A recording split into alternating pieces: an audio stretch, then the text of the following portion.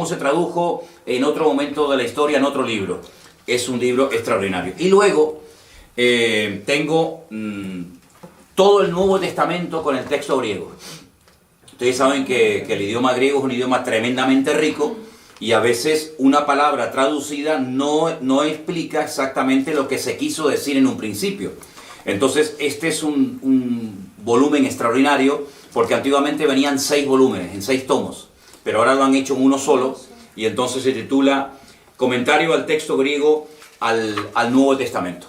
Durante estas próximas clases les iré recomendando diferentes libros para que ustedes tengan material muy bueno a la hora de conocer el tema de la escatología. Tenemos aquí en la pizarra una explicación, una definición de la palabra escatología, una palabra que parece muy raro, pero que no es tan complicada. La escatología bíblica, ¿vale?, es la rama de la teología. Teo es Dios, eología es palabra, es la rama de la teología que trata de los acontecimientos finales. Escatos significa último, logos, palabra o estudio. Entonces es el estudio de las palabras que tienen que ver con los últimos tiempos. Yo sé que no es una palabra que se suele utilizar habitualmente en nuestro vocabulario de cada día, pero para que ustedes sepan que cuando hablamos de escatología no estamos hablando de nada raro, sino es la rama de la teología que estudia los acontecimientos finales. Hay parte de la teología que estudia la figura de Dios, hay parte de la teología que estudia la angelología, todo lo que tiene que ver con el mundo de los ángeles, los demonios y todo eso. Hay parte de la teología que tiene que ver con la salvación, etcétera, etcétera. Pero la parte de la teología que estudia los acontecimientos finales se llama escatología. En este caso, escatología bíblica. ¿De acuerdo? Entonces, es muy, muy importante que nos demos cuenta de un principio que funciona a la perfección. Y es que la Biblia se interpreta a sí misma. Esa es una regla de oro que hay que tener siempre presente. Lo que usted a lo mejor está leyendo en Daniel y no entiende, te vas a lo mejor al Apocalipsis y lo entiende, o viceversa. Vamos a hacer una prueba antes de entrar ya en materia, a explicar un par de capítulos muy fundamentales y necesarios de entender para poder entender el resto del tema de la escatología, para que ustedes se den cuenta lo importante que es entender otras cosas del libro de Daniel para poder interpretar adecuadamente el libro del Apocalipsis. Vamos a hacer un ejemplo. Vamos a ir, por ejemplo, al capítulo 13 del libro del Apocalipsis. El último libro de la Biblia, concretamente en el capítulo 13, los primeros versículos, vamos a leerlos para los hermanos que nos están escuchando. Apocalipsis 13, del 1 al 2. Y se van a dar cuenta que si ustedes no tienen una base bíblica para poder interpretar estos textos, ustedes no van a entender absolutamente nada.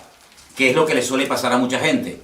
Que cuando se quieren meter a estudiar escatología bíblica, como no tienen una base, el libro de Apocalipsis les aburre y entonces lo dejan para más adelante porque no entienden nada.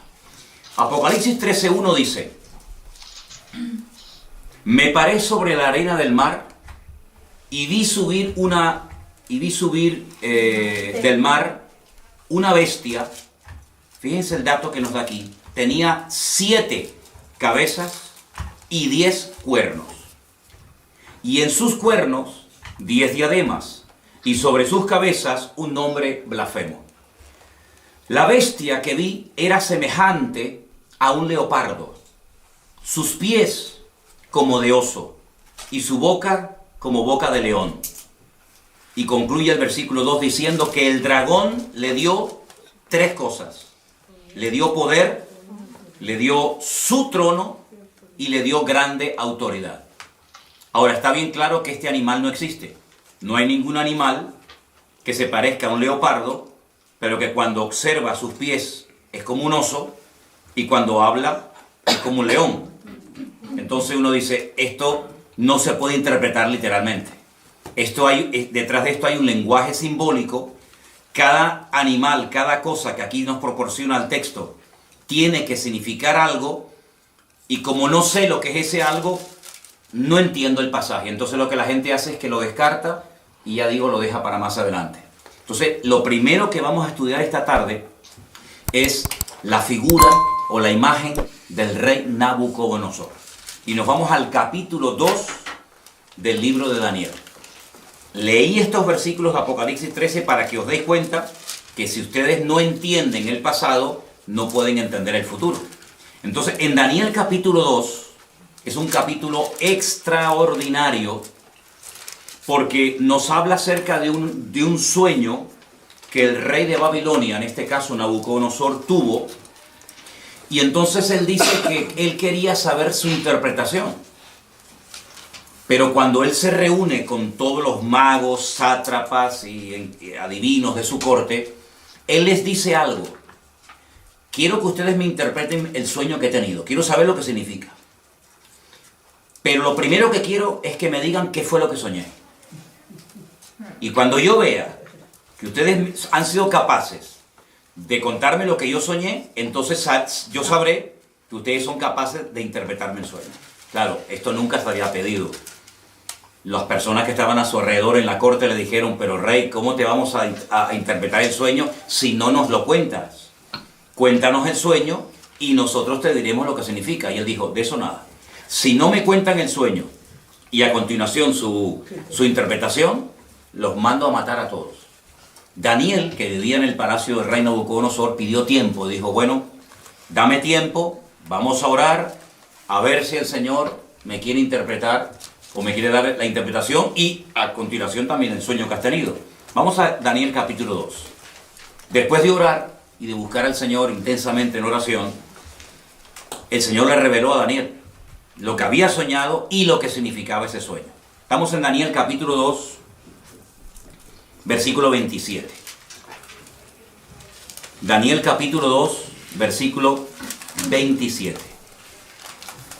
El misterio que el rey demanda, ni sabios, ni astrólogos, ni magos, ni adivinos lo pueden revelar al rey.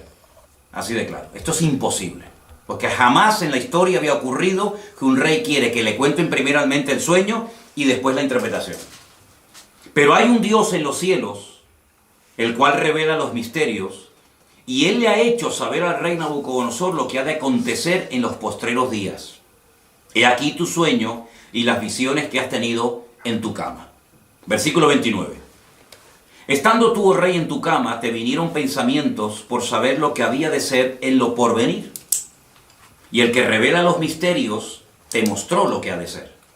Y a mí me ha sido revelado este misterio, no porque en mí haya más sabiduría que en todos los vivientes, sino para que se dé a conocer al rey la interpretación y para que entiendas los pensamientos de tu corazón. Daniel no está atribuyendo ninguna gloria para sí mismo, sino que él lo que está dejando bien claro es que no hay hombre alguno en la tierra que sea capaz de interpretar esto, ni siquiera él. Pero sin embargo él exalta y levanta la figura de su Dios y dice, pero hay un Dios en los cielos que lo sabe todo, que lo conoce todo. Ahora, la interpretación del sueño es algo impresionante, porque te vas a dar cuenta de que Dios es el que conoce y revela la historia cuando Él quiere y como Él quiere. Escucha la interpretación del sueño. Versículo 31. Tú, oh rey, veías y aquí una gran imagen, esta imagen que era muy grande y cuya gloria era muy sublime, estaba en pie delante de ti, y su aspecto era terrible. La cabeza de esta imagen era de oro fino, solo la cabeza, su pecho y sus brazos de plata, su vientre y sus muslos de bronce, sus piernas de hierro, sus pies en parte de hierro y en parte de barro cocido. Estabas mirando hasta que una piedra fue cortada no con mano e hirió a la imagen en sus pies de hierro y de barro cocido y los desmenuzó. Entonces fueron desmenuzados también el hierro, el barro cocido, el bronce, la plata y el oro, y fueron como tamo de las eras de verano. Y se los llevó el viento sin que de ellos quedara rastro alguno. Mas la piedra que hirió a la imagen fue hecha un gran monte que llenó toda la tierra. Este es el sueño. También la interpretación de él diremos en presencia del rey. Versículo 37. Tú, oh rey, eres rey de reyes, porque el Dios del cielo te ha dado reino, poder, fuerza y majestad. Y donde quiera que habitan hijos de hombres, bestias del campo y aves del cielo, Él lo ha entregado en tu mano y Él te ha dado el dominio sobre todo. Tú eres aquella cabeza de oro. Ya está revelando la interpretación del sueño. Después de ti se levantará otro reino inferior al tuyo y luego un tercer reino de bronce, el cual dominará sobre toda la tierra. Y el cuarto reino será fuerte como hierro, y como el hierro desmenuza y rompe todas las cosas, y desmenuzará y quebrantará todo. Y lo que viste de los pies y los dedos, en parte de barro cocido de alfarero y en parte de hierro, será un reino dividido, mas habrá en él algo de la fuerza del hierro, así como viste hierro mezclado con barro cocido. Y por ser los dedos de los pies en parte de hierro y en parte de barro cocido, el reino será en parte fuerte y en parte frágil. Así como viste el hierro mezclado con barro, se mezclarán por medio de alianzas humanas, pero no se unirán el uno al otro, como el hierro no se mezcla con el barro. Y en los días de estos reyes, el Dios del cielo levantará un reino que no será jamás destruido, ni será el reino dejado a otro pueblo. Desmenuzará y consumirá todos estos reinos, pero Él permanecerá para siempre. Y de la manera que viste que del monte fue cortada una piedra, no con mano, la cual desmenuzó el hierro, el bronce, el barro, la plata y el oro, el gran Dios ha mostrado al rey lo que ha de acontecer en lo porvenir, y el sueño es verdadero y fiel su interpretación. Claro, ante semejante revelación, este rey soberbio, que era el que gobernaba la tierra en aquel momento, dice que se postró sobre su rostro, se humilló ante Daniel y mandó que le ofrecieran presentes e inciensos. Es decir, vamos a ver, es que lo que Nabucodonosor está viendo es espectacular, porque si tú has sido capaz, por el poder de tu Dios, de recibir la revelación del sueño que yo he tenido, yo no tengo ninguna duda de que lo que tú me has interpretado es verdad. Es decir, la credibilidad que tú tienes a la hora de interpretarme el sueño, te la da el hecho de que primero me has contado el sueño. Y esto es algo realmente descomunal. Ahora, tenemos aquí, lo íbamos a poner en la pantalla, pero nos falló a última hora el proyector. Tenemos aquí una imagen muy interesante de lo que soñó el rey Nabucodonosor. Ustedes pueden comprobar aquí la imagen, que está compuesta por 4 materiales diferentes. Tenemos la cabeza de oro, el pecho y los brazos de plata, el vientre y los muslos de bronce, fíjense que va de mayor categoría a inferior, y las piernas de hierro y los pies mezclados hierro y barro. Aquí, a este lado, tienen ustedes el nombre del imperio que representa o simboliza cada uno de estos materiales. El oro, recuerden esto, representa el imperio babilónico, que duró desde el 607 hasta el 539 antes de Cristo. Ese reino lo conoció Daniel, porque era el reino en el cual él vivía en aquel tiempo. Este fue el reino que atacó Jerusalén, que destruyó el templo, que se llevó cautivos a miles y a miles de personas, uno de ellos Daniel, ¿verdad? Y ese fue el reino que estaba en ese momento gobernando el mundo. Pero la profecía o la interpretación del sueño profético decía que cuando este reino cayera, porque no era un rey eterno, se levantaría otro reino. Y fíjense que como tiene 2 brazos, nos habla acerca de 2 naciones diferentes. Los medos persas. Y este reino fue desde el 539 hasta el 531 después de Cristo. Los medos persas. Los persas hoy en día siguen existiendo bajo el nombre de Irán. Los iraníes son persas. Y los medos no tienen tierra y serían hoy en día los famosos kurdos. Los kurdos, los que están siempre tratando de reclamar un trocito de tierra para ellos. Y esto, cuando tú miras atrás, claro, para Daniel esto era profético, esto no se había dado. Esto era, bueno, vamos a ver si esto es verdad. Pero tú sabes perfectamente que cuando miras atrás, no solamente porque la Biblia lo dice, sino porque la historia secular lo corrobora, efectivamente. Todo el mundo sabe que después de la caída del imperio babilónico, se levantaron y gobernaron muchas naciones de la tierra durante mucho tiempo, los medos persas. Pero ese imperio, que también lo conoció Daniel, pues cayó y se levantó un tercer imperio que lógicamente ya Daniel no pudo conocer, porque si no, este hombre ¿cuántos años va a tener? ¿Ve? Este imperio, que era el imperio de los griegos, del cual habla mucho la Biblia en el libro de Daniel, iría desde el 331 hasta el 168 antes de Cristo, y está representado por el vientre y los muslos de bronce, ¿vale? Y el rey más famoso de este imperio, sin lugar a dudas, fue Alejandro Magno, del cual indirectamente también habla la Biblia, y lo vais a ver en otras profecías y en otros capítulos del libro de Daniel. Pero el imperio... Perdón, ¿de sí. bronce o de cobre? ¿Perdón? ¿De bronce o de cobre? De bronce. Ahí pone cobre. De cobre. ¿Dónde está? Aquí, ¿no? Sí, bueno, pero bronce. Es bronce. Bronce. ¿Ok? Ese imperio, aunque fue un imperio muy importante que ejerció una influencia tremenda, prueba de ello es que el Nuevo Testamento se escribió en el idioma de esta gente, en el idioma de los griegos, ¿vale? Ese imperio cayó, y hay cosas muy interesantes que contar acerca de ese imperio.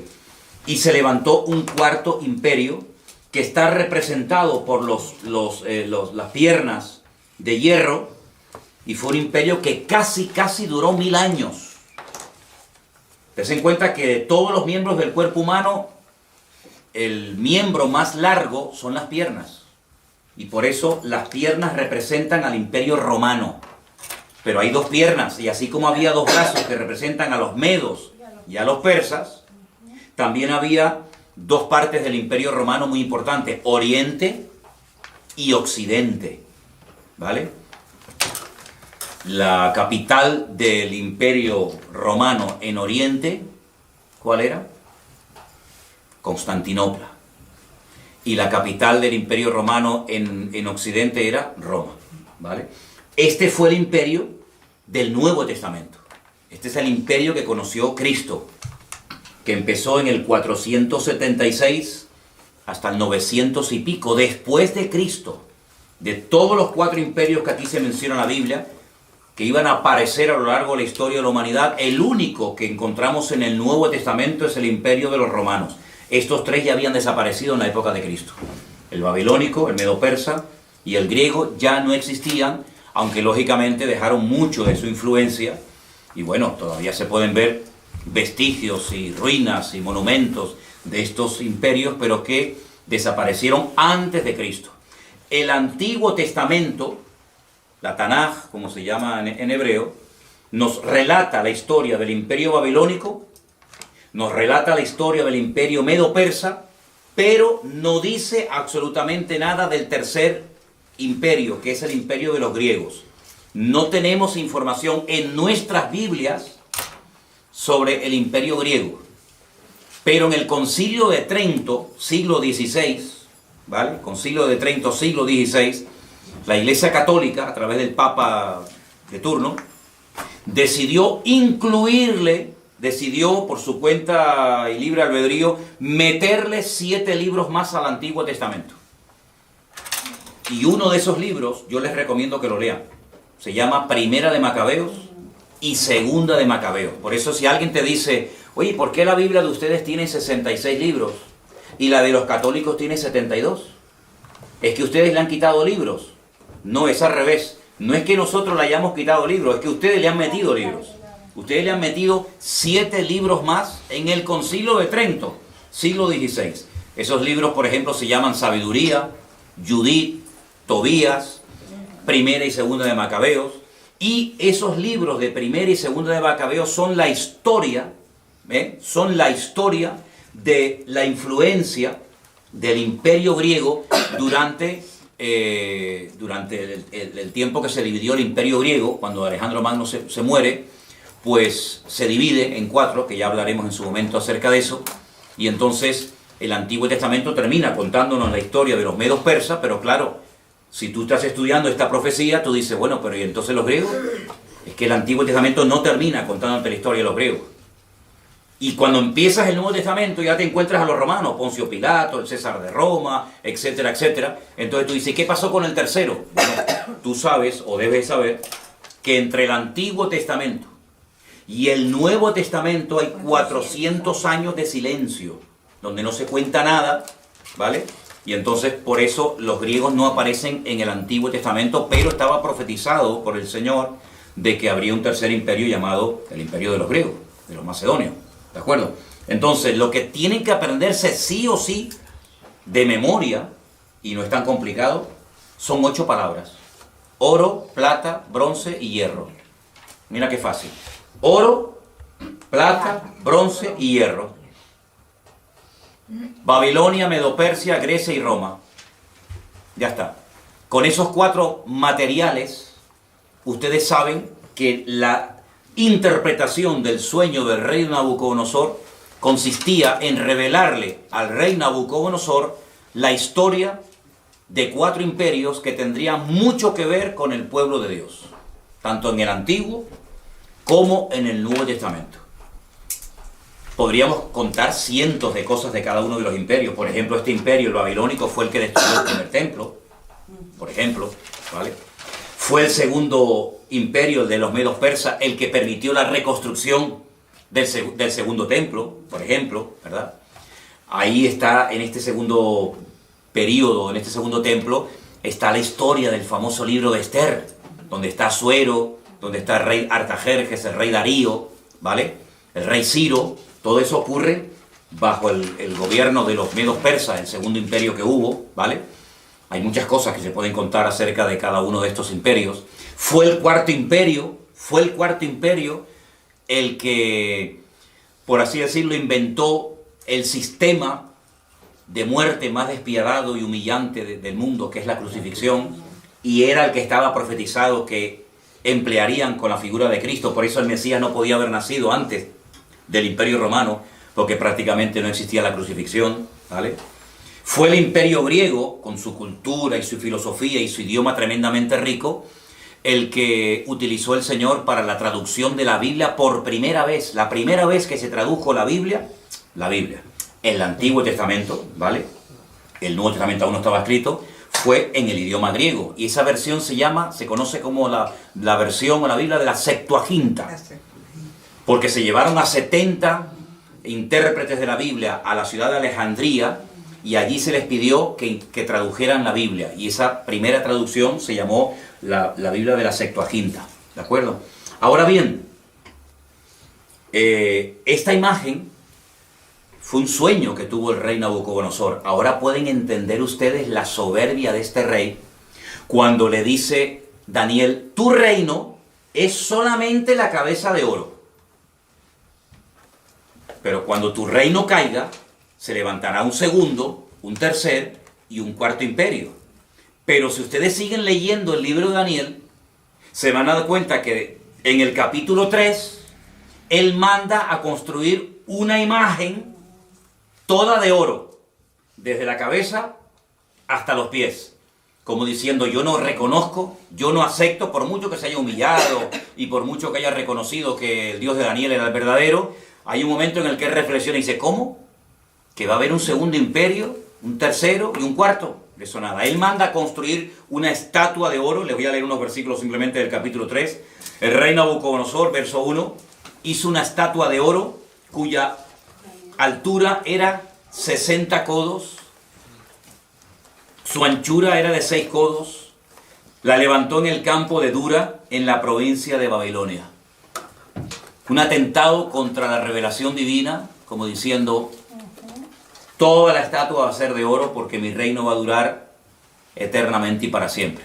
Y ese fue el gran milagro de aquellos 3 jóvenes que dice la Biblia que no quisieron postrarse ante la imagen de oro y fueron arrojados dentro de un horno de fuego, y el Señor los salvó milagrosamente de la muerte. Y otra vez el rey Nabucodonosor cae de rodillas y reconoce que el Dios de estos chicos es el Dios verdadero.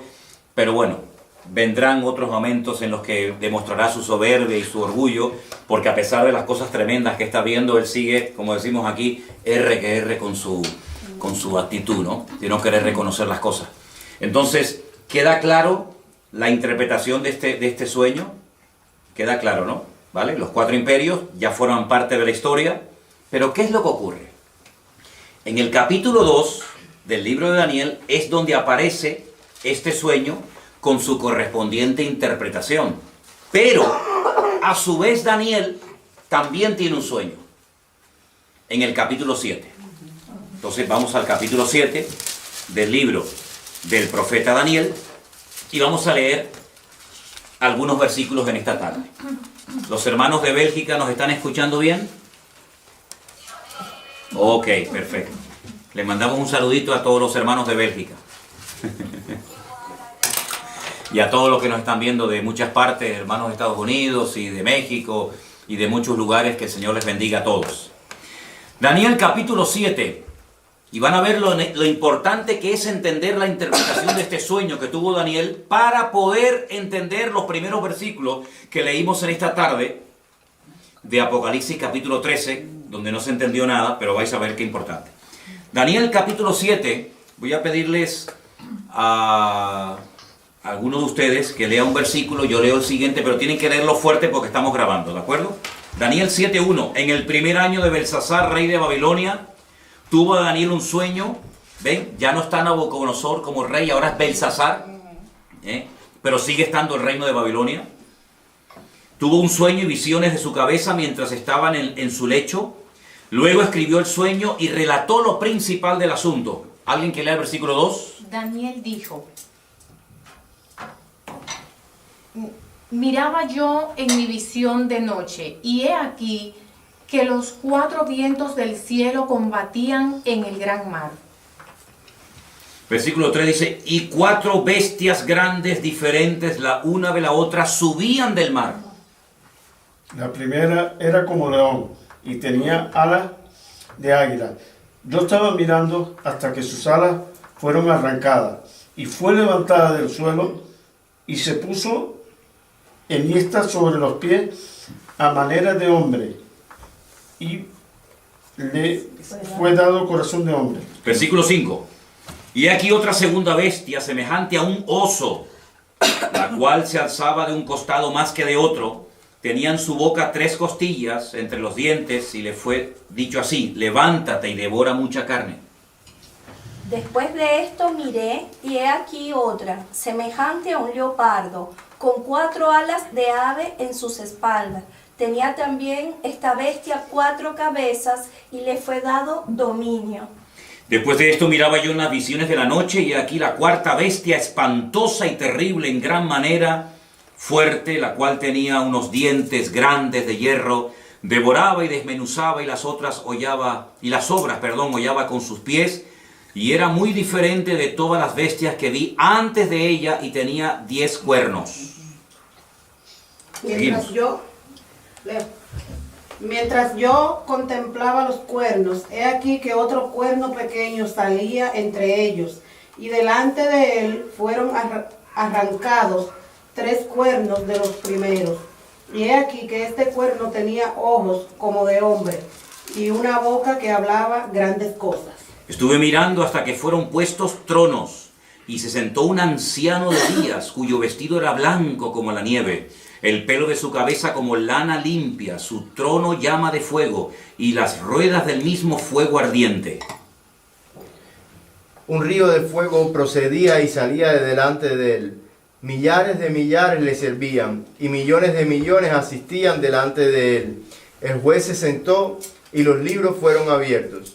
Yo entonces miraba a causa del sonido de las grandes palabras que hablaba el cuerno, miraba hasta que mataron a la bestia, y su cuerpo fue destrozado y entregado para ser quemado en el fuego.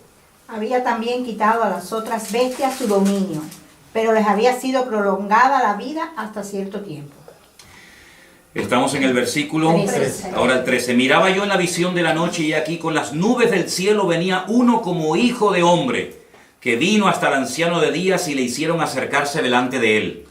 Y le fue dado dominio, gloria y reino, para que todos los pueblos, naciones y lenguas lo sirvieran. Su dominio es dominio eterno, que nunca pasará, y su reino es uno que nunca será destruido. Se me turbó el espíritu a mí, Daniel, en medio de mi cuerpo, y las visiones de mi cabeza me asombraron. Me acerqué a uno de los que asistían y le pregunté la verdad acerca de todo esto, y me habló y me hizo conocer la interpretación de las cosas. Escuchen, Estas 4 grandes bestias son 4 reyes que se levantarán en la tierra. Primer dato interesante, verso 18. Después recibirán el reino los santos del Altísimo, y poseerán el reino hasta el siglo, eternamente y para siempre. Entonces tuve deseo de saber la verdad acerca de la 4ª bestia, que era tan diferente de todas las otras.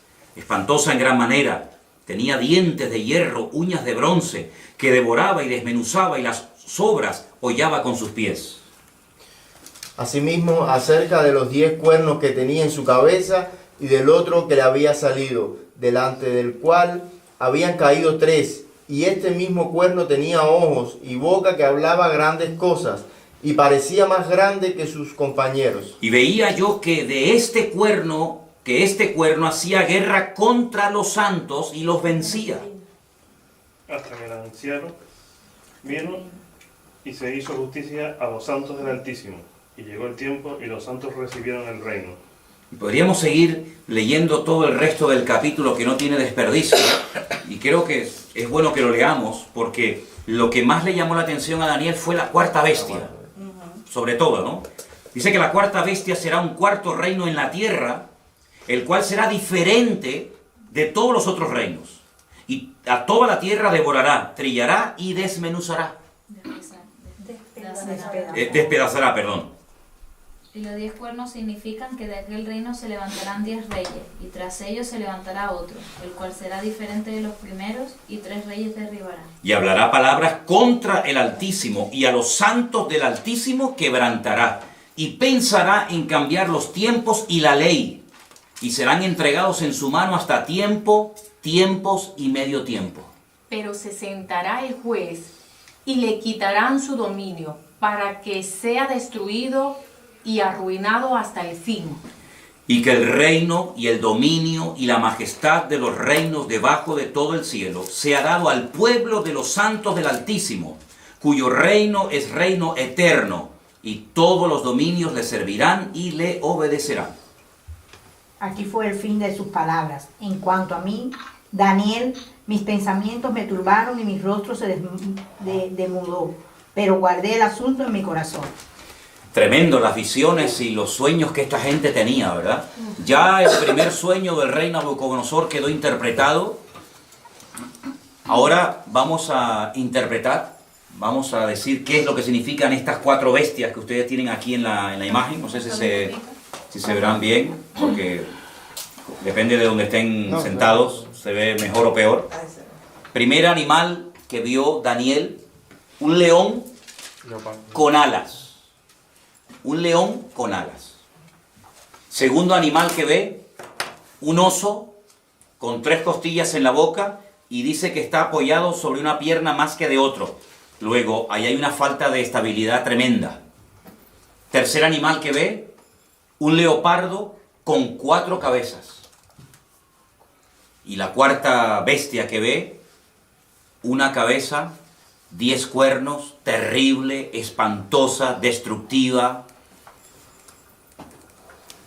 sin piedad, sin misericordia, y fue algo que le espantó tanto a Daniel que él más que nada quería saber qué significaba, qué representaba la 4ª bestia. Ahora, la interpretación de qué representan estos animales es exactamente la misma que la interpretación del capítulo 2 de Daniel. La cabeza de oro representa o representaba a Babilonia, ¿sí o no? Sí. Al lado de la cabeza pongan el león con alas, representa también a Babilonia. Es lo mismo. Lo que pasa que Daniel, como siervo de Dios, ve la ferocidad de los reinos, mientras que, digamos que Nabucodonosor, como rey, lo que ve es la grandeza de los reinos, el oro, la plata, etcétera, etcétera, ¿no? Lo rápido que atacaba ese imperio está representado por las alas del león, ¿verdad? El oso representa a los medos persas, exactamente igual. Uno de los dos era más fuerte que el otro. Los persas eran más fuertes que los medos, y por eso está apoyado sobre una pata más que de otra. Las 3 costillas que lleva en la boca representan 3 naciones, que le voy a decir. ¿Qué naciones representan? Tengo aquí otra Biblia. Apunten que esas 3 costillas en la boca representan a Babilonia, Lidia y Egipto. Babilonia, Lidia y Egipto. Libia. Lidia. Ah, Libia. Lidia. Hay un lugar que se llama Lidia, no Lidia. Y Egipto. Y Egipto. Perdón, no es Libia. No, Lidia. Ah, Libia. como el nombre de- Libia. Lidia con D. Con D. Con D. Babilonia, Ok. Lidia, Y perdón. Egipto. Y Egipto. Lidia. Ok. El leopardo de 4 cabezas representa al imperio de los griegos.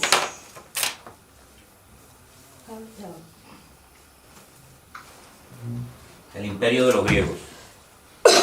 Tengo que ponerle aquí al móvil batería, porque si no, no me voy a quedar sin batería.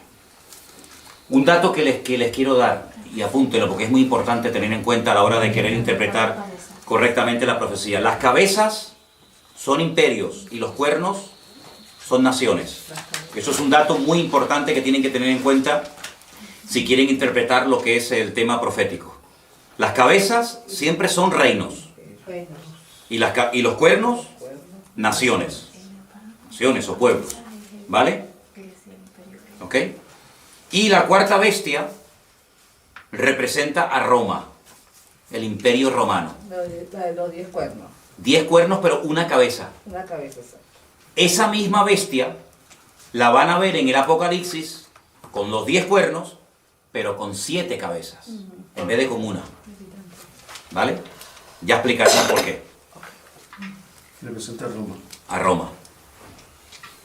Pero no se olviden que la Biblia dice que de esa bestia, o de ese territorio que ocupó esa bestia de Roma, saldrán 10 cuernos, 10 naciones.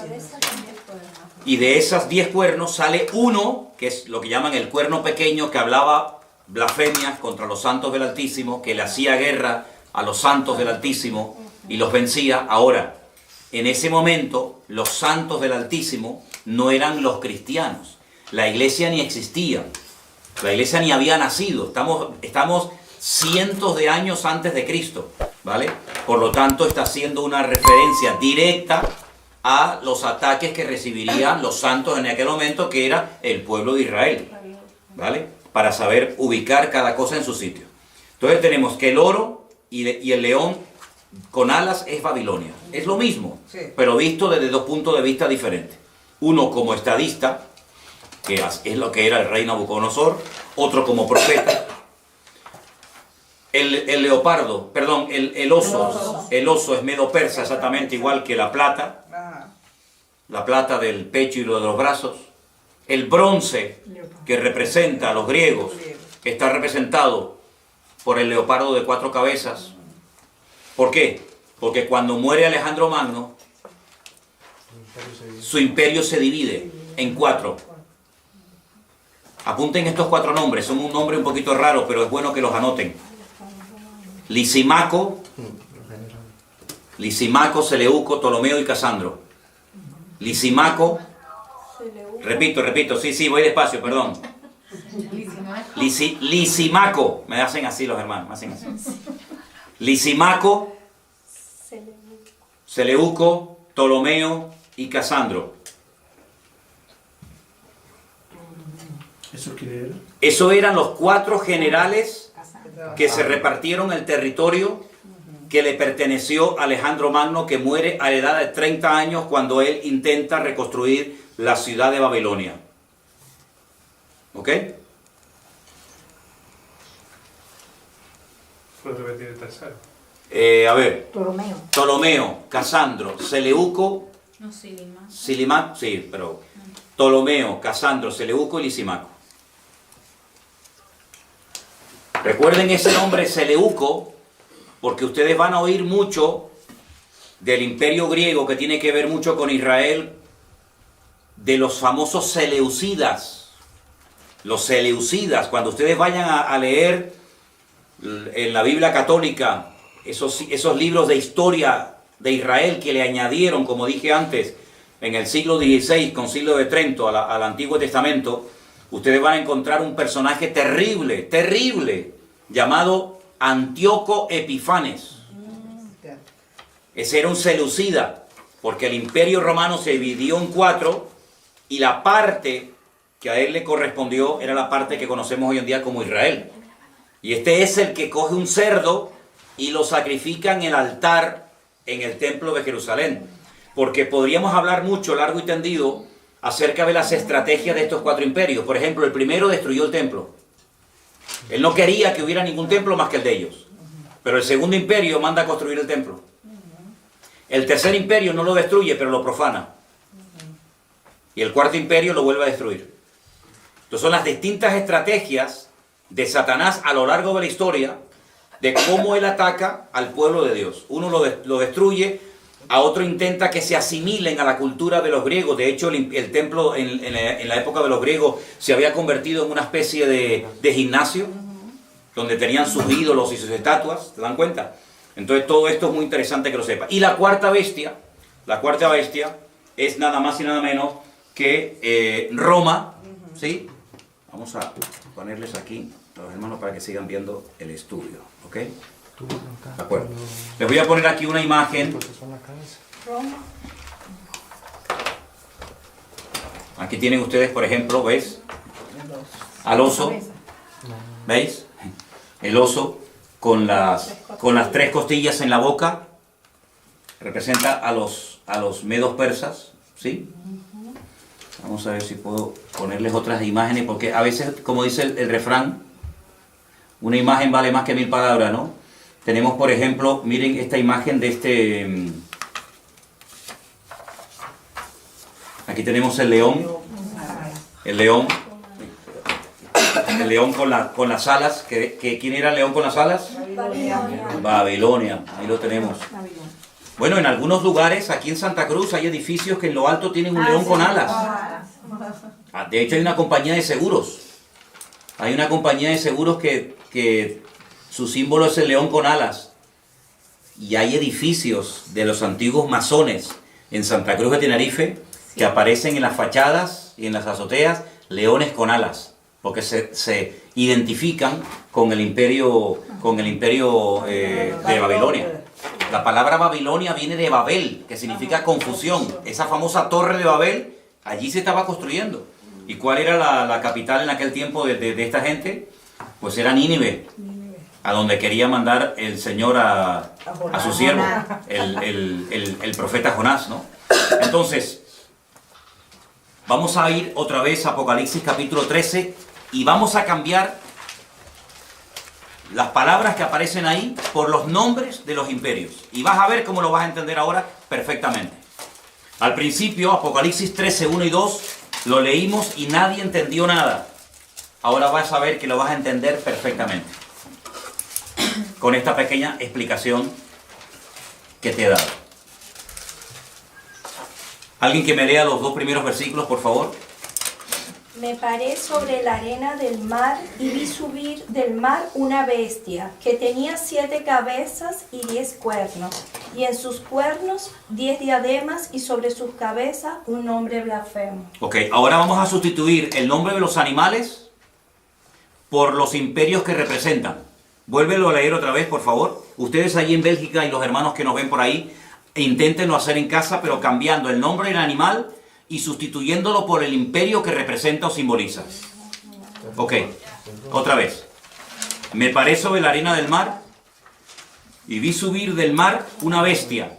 En otro versículo que ya les daré, el mar representa las naciones. ¿Vale?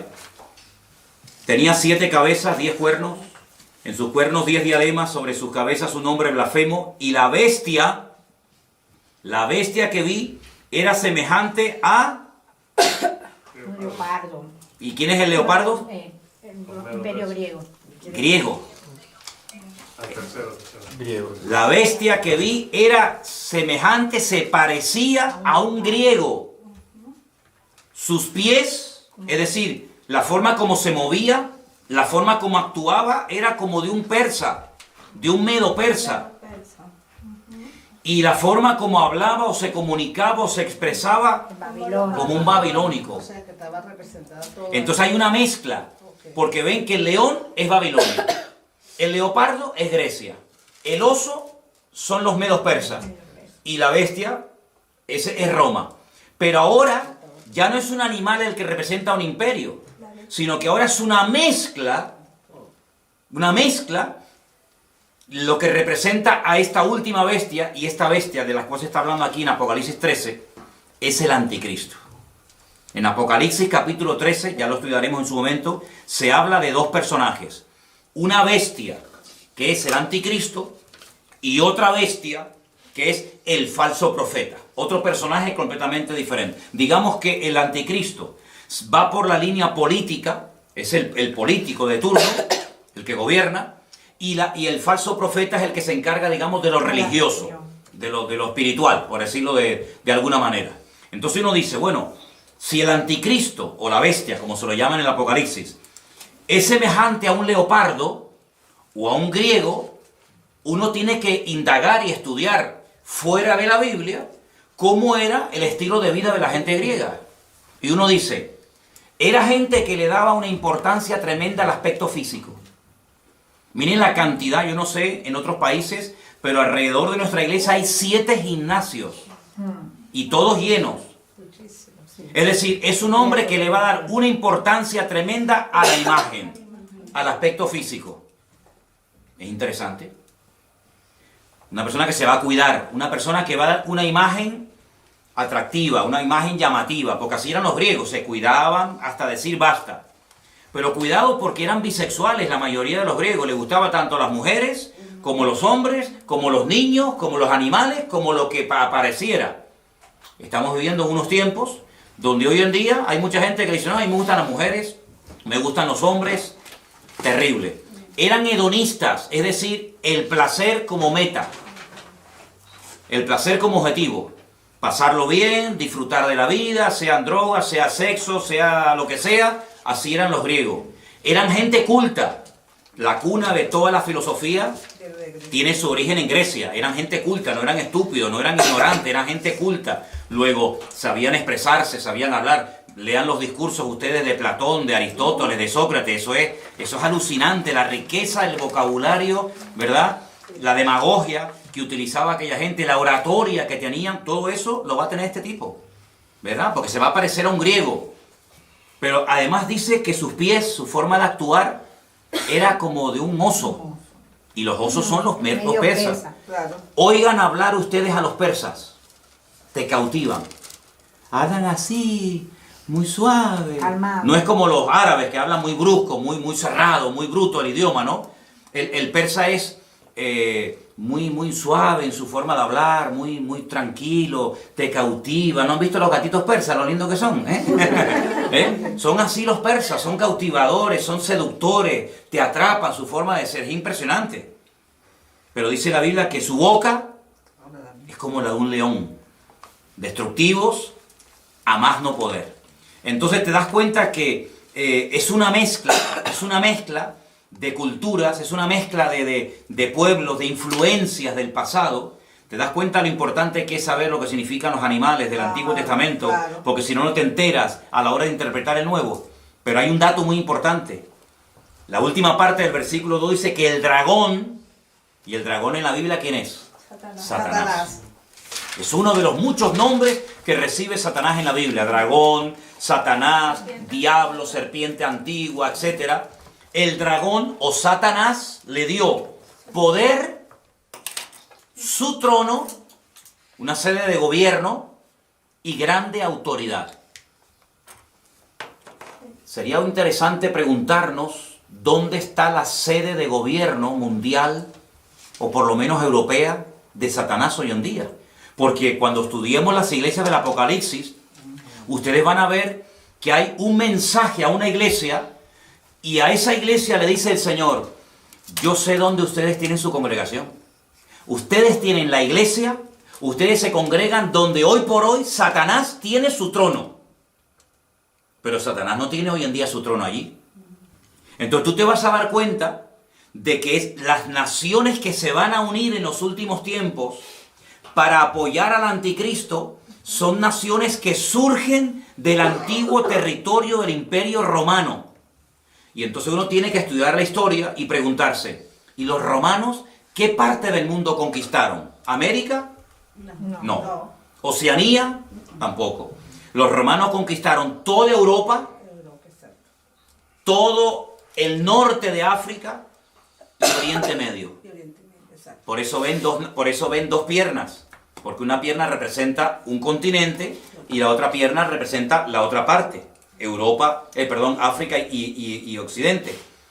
Qué curioso que el único continente del mundo que se ha unido militarmente, económicamente, políticamente, etcétera, etcétera, etcétera, ¿cuál ha sido? Europa. Europa hace años se enfrentó en una guerra donde murieron 65 millones de personas, donde franceses, alemanes, ingleses, austríacos, polacos, todos se odiaban. Sin embargo, hoy en día son amigos y se sientan todos a comer en la misma mesa. Hubo una primera guerra mundial donde murieron millones de personas. Es decir, el único continente donde se han llevado a cabo 2 guerras mundiales ha sido Europa. Y sin embargo, hoy en día se han unido y hay una sede de gobierno hoy por hoy en Europa que está desde donde nos están viendo ahora mismo nuestros hermanos de Bélgica, allí en Bruselas, desde donde está la sede de gobierno europeo, y lo que se aprueba ahí afecta para bien o para mal al resto de Europa. De hecho, los españoles, los franceses, los alemanes, etcétera, tienen sus eurodiputados, sus representantes en ese lugar donde se dictan leyes de todo tipo. Entonces se dan cuenta de que lo que antes era un sueño o algo imposible, que incluso tuviéramos una moneda en común, los alemanes, los franceses, los italianos, los belgas, los portugueses, los griegos, etcétera, hoy en día es una realidad, ¿verdad? El euro, Europa, hasta nuestro nombre, hasta el nombre de nuestro continente tiene nombre de mitología griega. Estudien, vean, yo no lo voy a decir, pero estudien ustedes, indaguen quién fue Europa. ¿Quién fue Europa? ¿De dónde viene el nombre Europa? Era parte de la mitología de la historia griega. Entonces se dan cuenta que el imperio griego ha caído, pero la influencia griega sigue estando hoy en día, vamos, entre nosotros de una forma tremenda, tremenda. Entonces, por una parte uno ve gente muy culta, pero por otra parte ve a esa gente tan culta que son después unos auténticos salvajes y unos auténticos liberales, porque va a haber una mezcla de cultura, de salvajismo, de religiosidad, de espiritualidad. Y una cosa, los griegos eran muy religiosos. No se olviden ustedes que cuando el apóstol Pablo fue a Grecia, al Areópago, dice que caminó por la mañana y luego por la tarde lo invitaron a compartir la palabra y dijo: hermanos o amigos, veo que ustedes sois gente muy religiosa, porque tenéis dioses para todo. Incluso observé que tenéis un altar donde hay abajo, al pie del altar, una inscripción que dicen: al Dios no conocido. Por si acaso se nos queda alguno por no adorar, también lo adoramos. Y Pablo, aprovechando esa coyuntura, dijo: yo os vengo a hablar de ese Dios que ustedes ignoran, y que comenzó a predicarles la palabra, ¿no? Entonces, vamos a estudiar en estas clases, paso a paso, cómo poder interpretar los capítulos del libro del Apocalipsis, pero antes de meternos a estudiar en profundidad los capítulos y los personajes, tenemos que tener las herramientas para interpretar. Ya sabemos interpretar los materiales. Si yo les digo la plata, los medos persas. El oro, Babilonia. El leopardo de 4 cabezas, que representa la división del imperio griego cuando muere Alejandro Magno, los 4 generales. Ya sabemos quiénes son, los griegos. La bestia con una cabeza y 10 cuernos, los romanos. El león con alas, los babilónicos. Bueno, ahora nos quedan los caballos, que cambian de color en el libro de Apocalipsis. Y también nos queda no solamente el tema de los caballos, sino también el lenguaje simbólico que se emplea cuando se habla de algunos imperios en particular, como por ejemplo el macho cabrío y el carnero. Eso lo vamos a ver la próxima semana, cómo hay una batalla entre el macho cabrío y el carnero, cómo se enfrentan el uno al otro, cómo hay un cuerno que le crece de una forma enorme, de una forma desproporcional. Todo eso lo vamos a ir viendo, porque el libro del Apocalipsis está escrito en un lenguaje simbólico y hay que dominarlo. Pero luego una cosa que yo creo que es fundamental es, después, con toda esta información, saber poner cada pieza en su lugar. Es decir, todo el mundo ha oído hablar algo del anticristo, de la marca de la bestia, del falso profeta, de Armagedón, ¿vale? Ahora, con todas esas piezas, ¿dónde va cada una? ¿Qué es primero? ¿Los sellos, las copas, las trompetas, el caballo negro, el caballo blanco, el amarillo? ¿Qué va primero? ¿La marca de la bestia o el arrebatamiento de la iglesia? ¿Qué va segundo? ¿La gran tribulación? Todo eso hay que saber ponerlo en su sitio, y la próxima semana, Dios mediante, vamos a poner aquí en la pizarra, vamos a hacer por orden los acontecimientos. Vamos a dar algunos versículos, como mínimo 3 por cada acontecimiento, para que ustedes puedan demostrar, yo creo en esto, por esto, porque lo dice la Biblia, y aprendernos el orden y explicar cada uno de esos acontecimientos, ¿de acuerdo? Entonces, yo quiero darles lugar ahora para que si hay alguna pregunta de lo que yo he explicado esta tarde, que es básico y elemental para poder profundizar en otros textos de la Biblia, cualquier pregunta que tengan, la hagan ahora, que quede grabada, que también quede grabada la respuesta, y así de esa manera, pues, si algo no ha quedado lo suficientemente claro, que lo pregunten ahora, ¿de acuerdo? A ver, ¿alguien tiene alguna pregunta sobre el material que hemos dado en esta tarde? Por favor, con toda libertad, la pueden hacer ahora, ¿sí? Pastor, los 4 generales que cuando Alejandro Magno, que se separaron, ellos también, por supuesto, ellos formaron parte de lo que es ahorita Europa. Entonces, ¿cuáles fueron los sitios donde ellos se establecieron? Muy buena pregunta. Los 4 generales que se encargaron de administrar el territorio que había sido previamente conquistado por Alejandro Magno, se repartieron diferentes zonas. Unas zonas tocaba Europa, yo lo voy a decir exactamente el próximo día, ¿sí? Otros tomaron territorios de África, otros territorios tomaron, por ejemplo, lo que sería Palestina y Siria y Jordania. Entonces, eso es muy importante porque de uno de esos cuatro viene el anticristo. Y eso es muy importante porque nosotros tenemos que saber el anticristo, qué características como humano tiene. Yo sé que hay películas en Hollywood donde aparece Satanás teniendo relaciones sexuales con una mujer y nace el anticristo. Eso son películas. El anticristo tiene padre y tiene madre. El anticristo es un político de carne y hueso que se dará a conocer, que tendrá un poder tremendo, una influencia tremenda a nivel mundial, que tendrá apoyo militar, apoyo económico, apoyo político de muchas naciones, y que va a llevar en un principio a muchas naciones, digamos, a la prosperidad, a la abundancia, etcétera, pero que al final quebrantará todos los pactos y acuerdos y convenios que previamente había firmado y establecido, incluido uno con el pueblo de Israel, ¿verdad? Les traicionará y entonces se volverá el peor gobernante de todos los tiempos, con matanzas y con guerras y con injusticias tremendas, ¿no? Pero muy importante la pregunta que tú has hecho, porque tenemos que saber esos 4 generales qué territorio dominaban. Por eso dije antes los famosos seleucidas, sí. Los seleucidas, la famosa guerra de los asmoneos, la famosa guerra de los macabeos. La palabra macab significa en hebreo martillo. Los macabeos eran los que golpeaban, los que intentaban golpear y destruir al imperio de los griegos, que por un tiempo lo consiguieron, cuando volvieron a consagrar el templo de Jerusalén. De ahí viene la famosa fiesta de Hanukkah y todo eso, que ya lo explicaremos en su momento. Pero la próxima semana te digo exactamente el territorio que ocuparon, ¿de acuerdo? Vale. ¿Alguna pregunta que ustedes quieren hacer? O los que me están viendo en directo quieren hacer alguna pregunta sobre la clase de hoy. Quiero que quede bien clara la interpretación, la explicación de Daniel 2 y Daniel 7. Por hoy, con eso, nos podemos dar por satisfechos. Y ya la próxima semana, si Dios quiere, estudiaremos las otras partes. Ahora, finalmente quiero mostrarles esta imagen, que ya es una mezcla de los diferentes imperios que ustedes ya conocen. Aquí está la bestia con los 10 cuernos.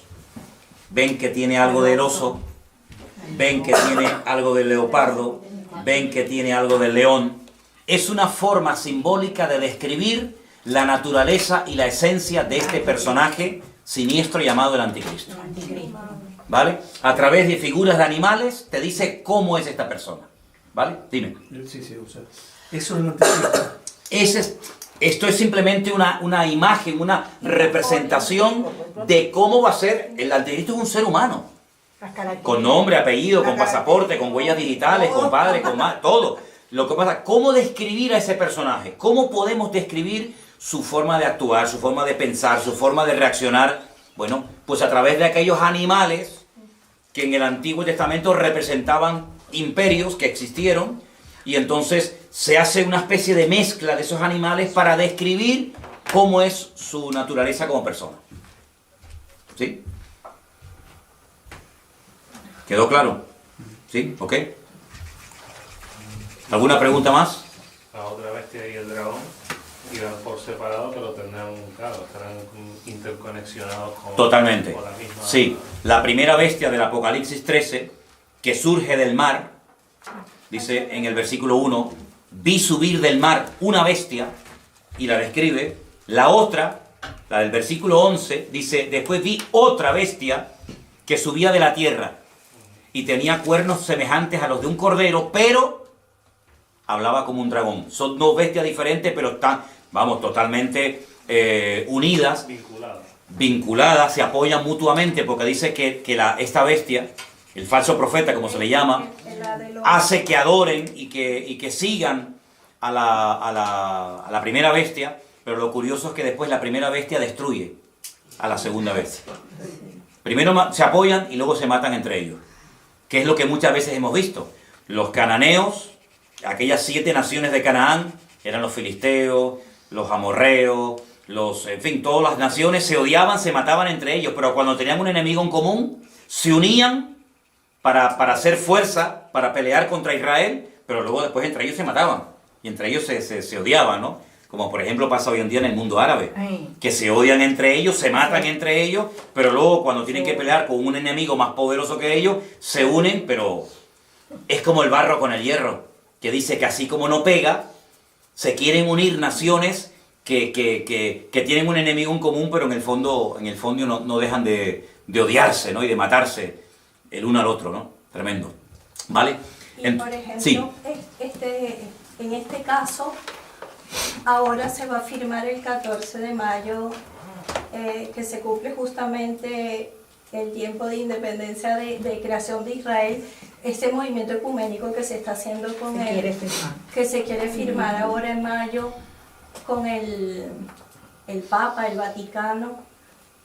¿No sería simbólicamente la representación así de este falso profeta? Bueno, vamos a ver en la Biblia qué nos dice la Biblia acerca del falso profeta. La Biblia nos habla muchísimo, nos da datos muy interesantes, porque claro, vamos a ver, uno dice, bueno, el anticristo, vale, tiene que venir. Pero bueno, ¿cómo reconocemos a este señor? Si ya está, si no está, ¿de dónde tiene que venir? ¿Cómo es? ¿Cómo no es? La Biblia te da un montón de información, porque si no, ¿para qué me dice que va a venir el anticristo si no me dice cómo va a ser y cómo tengo que reaccionar? El falso profeta. Sí, va a venir un falso profeta y tal, que parece un cordero a priori, pero que luego cuando habla es un demonio.